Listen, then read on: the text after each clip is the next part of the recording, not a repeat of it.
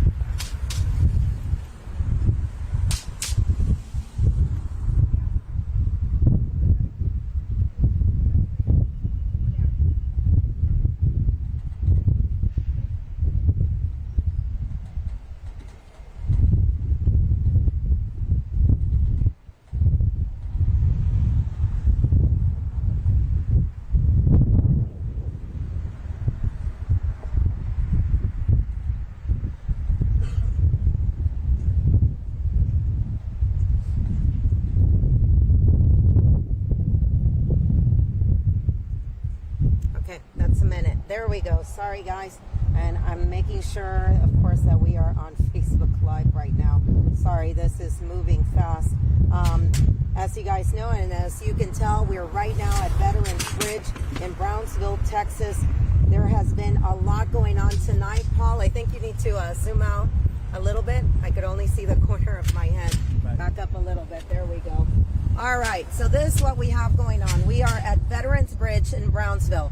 In a few minutes, we're expecting to receive the two of the 4 Americans who were kidnapped, the 2 that are still alive. Right before we got here, we saw ambulances, fire trucks moving into position. Just on the other side, you can see some of the lights going off. There was one vehicle that went across the bridge. And of course, these 4 Americans from South Carolina were kidnapped on Friday in Matamoros. We are told that they were going over. One of them was going to have a medical procedure done when that video that's gone viral of them being attacked just on the other side of the bridge was shot. Now, 2 of those people, unfortunately, are dead, according to the Mexican government. The governor's office of Tamaulipas put out earlier that one of the Americans was unharmed. The other one is alive. 2 others are dead and believed to be in the morgue on the other side in Matamoros. Now, this is going to take a bit just to let you know. I haven't had a lot of sleep overnight because we do have another crew. We have a freelancer that works over on the Mexican side. They are telling us that overnight there were several raids going on. One of those raids was in a neighborhood called Misiones. They were, of course, looking for the Americans to be able to rescue them and bring them back home. Now, we've heard the FBI is involved, also Homeland Security investigations, the DEA, and other federal agencies have been working with the Mexican authorities in Tamaulipas and the government of Mexico to get these people back home. Unfortunately, again, this morning, the governor's office announced that 2 of the Americans were alive, but 2 have passed away. Now, as we wait here, you see people are still crossing. People go back and forth. You know, people live on both sides of the border. I'm going to stay out of his shot for a minute. And you can see the vehicles. People, this is normal. To a lot of people that are not familiar with the border, don't live anywhere near a border, it is something that they don't understand. Some people live on the Mexican side, work on the U.S. side. Some people live here, work over there, have families over there. So this border, people go back and forth. Americans go back and forth every day. We are seeing ambulances coming over right now. There are ambulances. So from the Mexican side, we see one ambulance, Paul, or was that two? I see one. We see one ambulance coming across on the Mexican side into that secure area on this side of the border. We are expecting them to go probably to the higher level trauma hospital here in Brownsville. And we are going to try and get those images for you as soon as they get here and then go on to the hospital. Our sister station out in South Carolina had an interview yesterday with the family of one of the men who was kidnapped. That interview right now is up on our website at foxsanantonio.com or News 4 San Antonio. And again, we are at Veterans Bridge in Brownsville, Texas, awaiting for the two victims who were kidnapped on Friday in Matamoros to be brought across the bridge. There was some arguing from what our sources are telling us, some discussions with the government of Mexico and with the government of Tamaulipas on whether they would be questioned on the Mexican side or brought back to the United States. And of course, the United States government wanted their citizens back on U.S. soil.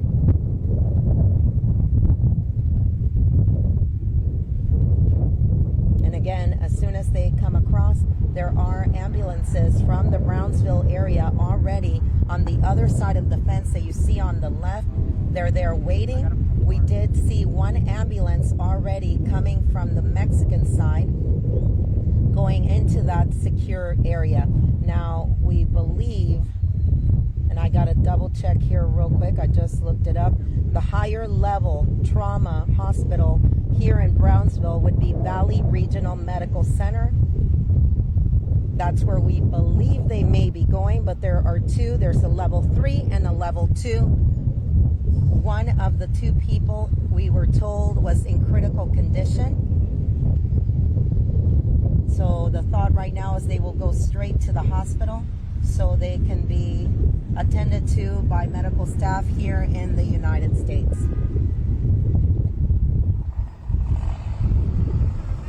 Now, if we go back and look, the last time something like this happened, not quite like this, but something like it happened, was about over 10 years ago at Falcon Lake.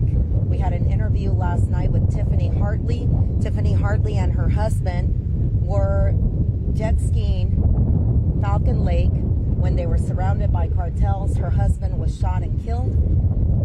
Tiffany was trying to get her husband's body back on the U.S. side when the cartels turned around and were coming back. So Tiffany talked about that last night, having to make that hard choice of leaving her husband's body, and it was never returned. Before that, 34 years ago this spring break, Mark Kilroy, a UT Austin student, had gone over to the other side to Matamoros. He was kidnapped and killed. We're also efforting an interview with his family. And this is all happening at a time that spring break is already going in other parts of the country. And for South Texas, for a big part of South Texas, it will start officially on Friday when kids get out of school. A lot of people like to come down to South Padre Island. They like to come to the valley. They like to go across to Mexico, visit family, go shopping. Especially people like these four, we're told, had gone over for a medical procedure. A lot of people do go over to buy medicines, to go to the dentist, and you have to think this is going to put a huge damper to it. We do know, and it's been put out, this is a level 4 for the State Department. You have a warning that's a level 4. That means you should not be traveling to Tamaulipas. There are other areas also that, you may get on a plane and not think that where you're going is dangerous, but there are also other areas that are a level 4 right now. So before you travel, definitely check to see what level advisory there is on that area. And again, it's a shame. It is a shame that we cannot be going across. We used to go across a lot. We used to go to Piedras, Acuña, Nuevo Laredo, go shopping, go have dinner. But a lot of people are not doing that anymore because of the violence on the other side of the border. And again, we did see an ambulance probably about 5 minutes ago coming from the Mexico side, coming across the bridge. And it went into that area on the other side where it is safe. No, está bien. ¿Qué color era la ambulancia? Estamos en Facebook Live. Red. Eran rojas. Así que, ¿de quiénes son las rojas? Ya, de Matamoros. Así que, ¿quiénes son? No saben. Okay. Yeah, we're discussing what color was the ambulance that came across. It's okay. The ambulances that came across. I thought I saw a white ambulance. We did see ambulances getting here from the U.S. side, crossing over where you see that truck on the left-hand side that's coming, and they went into the area to the left where you see the fence. That's the secure area for CBP, Customs Border Protection, and that is where we believe the exchange is going to be made, where the U.S. citizens will be then put into ambulances and then taken to a hospital here in Brownsville. One of those victims had critical injuries, according to the governor of Tamaulipas. One of them was unharmed. 2 others were killed. There's a lot of rumors going on the other side, speculations that they may have gotten confused and thought that the 4 that had traveled to the other side from South Carolina were Haitians that are on the other side of the border. That's one of the speculations going on. Nothing has been quite confirmed on that yet. And overnight, of course, there were raids going on all over Matamoros. There were raids going on. One of those neighborhoods that we're told was raided is called Misiones, as they were looking for the American citizens and looking for those who attacked them, kidnapped them in broad daylight. Now, on the other side of the border, a lot of people are confused and they're going, how can American law enforcement be there? Well, you have to remember there is a consulate in Matamoros. That consulate has attaches from federal agencies, FBI, DEA, and Homeland Security investigations. We've done a lot of stories with Homeland Security's investigations with the DEA. We know what their missions are. But at this time, all of these agencies have been supporting the lead on this, which has been the FBI. But they have all put in time on both sides of the border, working their sources, working their leads to get to this point, which is to bring the 2 Americans who survived the ambush on Friday in Matamoros and bring them back to the U.S. side. The other 2, we are told, are at the morgue in Matamoros, and we do not have information yet as to when they will be brought back to the U.S.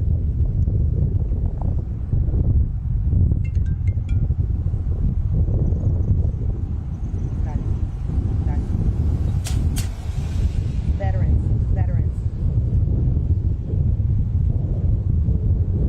Okay, bye. No han cruzado, estamos esperando. Okay, dale, bye. All right.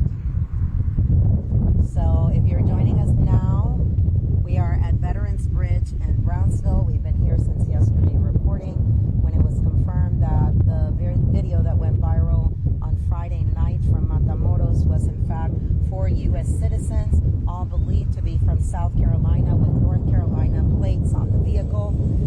That video you see people, 2 of them being dragged onto the back of a pickup, including one female whom we're told is a Mexican citizen who was caught in that ambush. The 4 were believed to be going to Matamoros because one of the ladies or one of the people was going to have a medical procedure done, something that they had done in the past, traveled down here, gone across to have that medical procedure done. That's when something went terribly wrong. You guys have seen that video. You can also go to foxsanantonio.com or news4sanantonio.com to see